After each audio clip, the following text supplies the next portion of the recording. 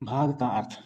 भाग का अर्थ हम उदाहरण के द्वारा समझेंगे। जैसे 10 आम हैं, 10 आम में हमें 2 से भाग देना है, अर्थात 2 आमों का समूह बनाना है।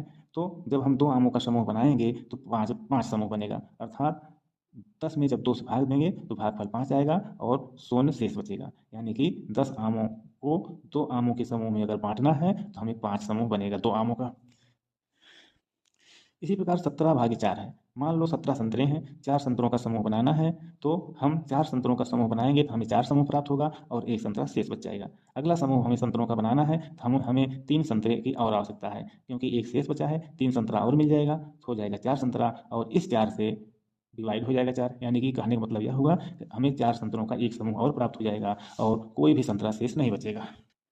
इसी प्रकार मान लो 23 रुपये हैं, 5 रुपये का हमें समूह बनाना है तो हमें 4 समूह प्राप्त हो जाएगा, लेकिन 3 रुपये शेष बच जाएंगे।